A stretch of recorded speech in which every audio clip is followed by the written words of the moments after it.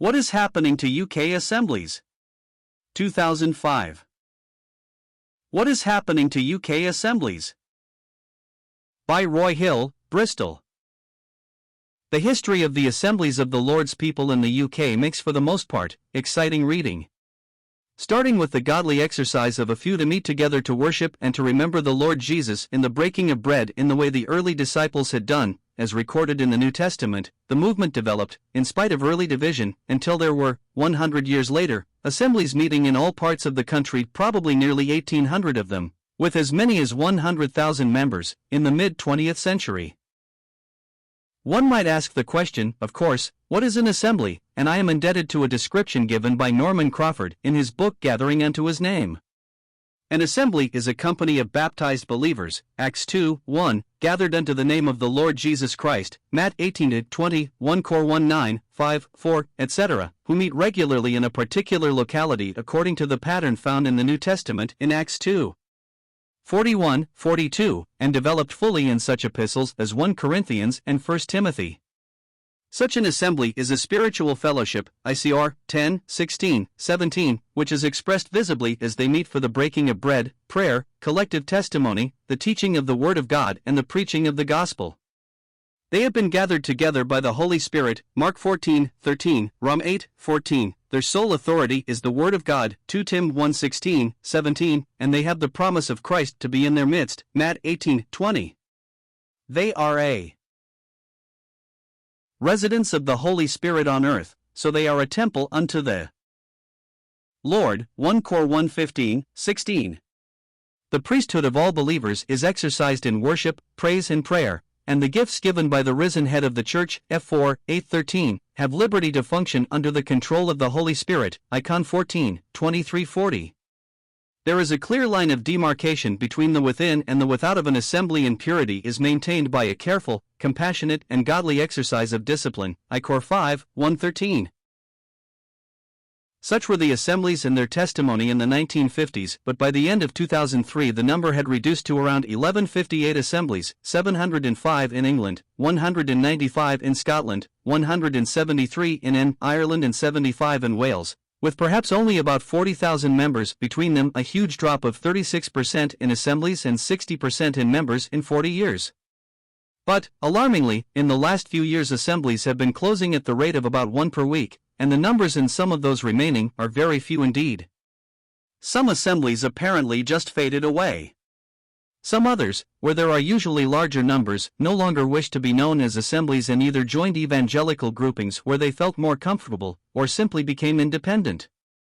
Among the assemblies that remain faithful to the New Testament pattern of gathering, though some independent churches do, but do not wish to be known as assemblies, some have under 10 in fellowship, and that may include only one or two elderly brethren, and a number of faithful sisters.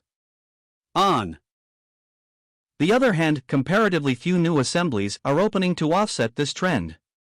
This is possibly due to the fact that 1158 assemblies in a comparatively small geographical area is still quite a lot. Many young people having been brought up in the assemblies have abandoned them and either now go nowhere, or meet with other denominational constitutions and gatherings where, in some, little regard may be given to New Testament assembly truths which were once held dear. Some would claim that they have access to better consecutive Bible teaching, at which, of course, the assemblies traditionally had been best. There are different patterns in different parts of the country, but should this current trend continue unchecked, assembly testimony in some parts of the British Isles could disappear altogether by 2025, about 200 years after it begun. The rightly cherished belief in the autonomy of each local assembly means that there is little shared information, so assemblies can disappear, leaving believers in other parts of the country quite unaware of the critical nature of the situation.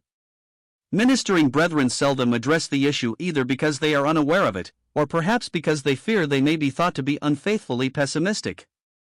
My understanding of the extent of the problem has come to light while updating the Assembly's address book, which I publish.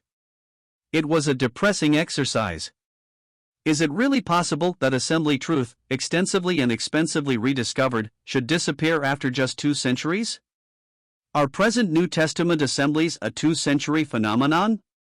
We all need to challenge ourselves as to how we feel about this, or do we not care, provided our own assembly does not look like closing just yet?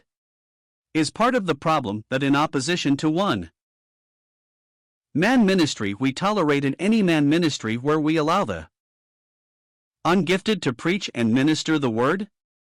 Is it due to a lack of pastoral care by elders due to the pressure of the days in which we live? The routes into the assembly used to be either by conversion and baptism of those who attended the meetings and by believers coming from the denominations to join us because they saw in the assembly a simple adherence to New Testament truth and a love for the Lord. Now both these routes are severely clogged, and in fact the opposite is true as people now leave the assemblies to go elsewhere. Symptoms of the malaise can be seen in that our evangelical witness is often weak and ineffective. Some assemblies have not seen a sinner saved or a believer baptized for many years. It should of course be noted that there are thankfully many exceptions to the rule. We should be very pleased about that, even if in some of these gatherings assembly distinctives are increasingly difficult to identify. So, should we resign ourselves to belonging to a declining testimony, a day of small things, or do we feel that we have the truth that sinners and believers cry out for? If the latter, what should we do about it? Can we just say the Lord knows and believe that all we have to do is to hold the fort until He comes? We recall that we are urged by the Lord Himself to strengthen the things that remain, that are ready to die. Firstly, we need to accept that there is indeed a problem. It is easy to maintain that there is not, in belief that our local assembly will still be around as long as we live. Secondly, the problem needs to be clarified. Is it local, regional, national, or international? What are the conditions that encourage the problem? Have we been too harsh in applying Scripture in a world that has grown increasingly careless in its attitude to God and His Word? Or is it because we have drifted in the direction of worldliness, thus making it easier for people to leave and go elsewhere while, at the same time, making it more difficult for others to join us because they can't see where assemblies are very much different to the denominations because assembly distinctives are becoming fogged? This matter surely warrants specific prayer at local level. Elders will ultimately be held responsible for how they have lost that which was handed down to them. Perhaps elders should consider meeting together with elders from other assemblies nearby to pray and to encourage one another. We need to practice assembly principles and to proclaim with scriptural conviction the distinctives of a New Testament church. We need to renew our efforts in the gospel, perhaps a different time, different place, a different approach, more personal work on a one-to-one basis. Yet we must continue to proclaim the same message by word and example. It seems strange that in some areas maybe 5 different gospel meetings are held concurrently with less than 20 people attending, each calling for 5 preachers, who may have left their own small assemblies. Could not one meeting be held with 1 preacher and over 100 attending? This would be a time of encouragement, and unsaved are perhaps more likely to attend a large gathering rather than a small one. Is it beyond us to be able to work together for the common good? Are we too intent on preserving our own meeting and reluctant to cede control to someone else, or even to share it? When people are saved, we need to teach them not only the fundamentals of the faith and assembly principles, but also emphasize a love for the Lord and the vital importance of personal devotion to Him. This personal relationship with Christ is vital. Consecutive Bible teaching should be encouraged and the saints built up in their most holy faith. We must encourage hope.